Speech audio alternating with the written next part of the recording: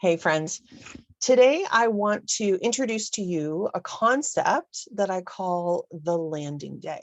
So when we are dealing with grief and trauma and decluttering, it can put us in a position of having to handle physical things that may have something to do with a loved one or a past relationship or some kind of tie to someone who was important in our life or someone who may have been difficult in our life. And it can bring up a lot of big emotions. And sometimes we feel this need that we just want to either push through it, right? It's just like, let me just deal with it. Let me get it out of the way so I can just move on with my life.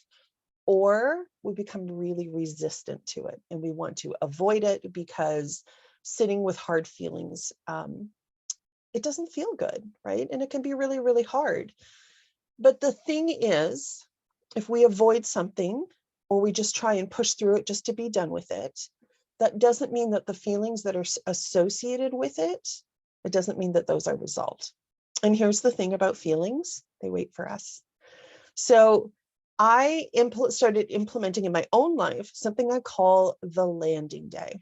So when I am dealing with something that has elements of grief, that may have past traumas involved, that may be difficult or exhausting, and that can be in my decluttering journey, it could be in my relationships, it could be in my business, whatever it is that it brings up, I carve out time in my week, in my schedule to have the landing day. And here's what the landing day is. A landing day is for me to take care of myself and to have time and space for the feelings to settle. Okay, so I say this as someone who spent many years as a single mom. I am also the mom to someone who's on the autism spectrum.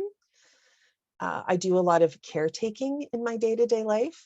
Beyond just being, regular mom stuff and being a wife and having 2 businesses. So landing days have become quite sacred. And I don't want you to confuse landing day with the idea that that's the time we just now have to be productive for anything we didn't have time for before. You get to decide what your landing day looks like for you. For me, I need more quiet. I need more peace. I need more space.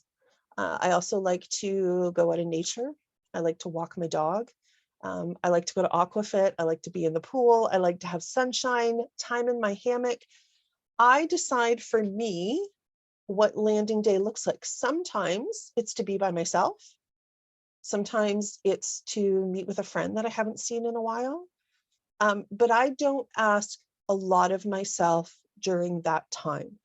I especially don't ask myself that to put myself in a position where I need to be super productive.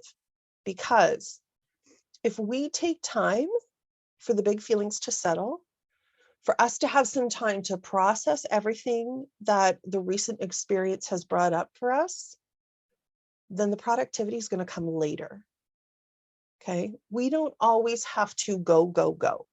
We are living in a society right now where we get praised for how many plates that we're spinning, for how much we can push through, for how survivable we are, but that doesn't necessarily mean that it's healthy. So building in that landing day is a little bit like a buffer zone of everything that's asked of you up until this point, everything that's going to be asked of you moving forward. We just need some time that's sacred, that is for ourselves. And, if you're going, oh my gosh, Linda, you have no idea, how many people live in my house or all of my caretaking responsibilities, it must be real nice to have a whole entire landing day. Even if you can get 30 minutes. Okay.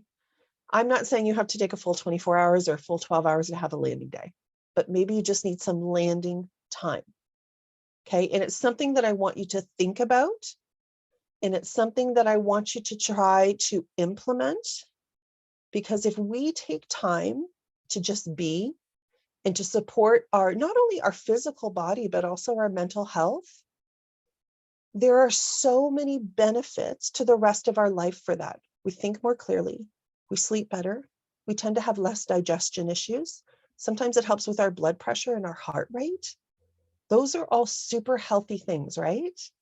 But we have to make the intentional time carved out in our schedule in order to meet those needs. Because if we start relying on everyone around us for them to say, oh, I think you need to take time for yourself, usually that doesn't happen. So you have to be a little bit radical in your own level of self-care. So I would love to hear from you.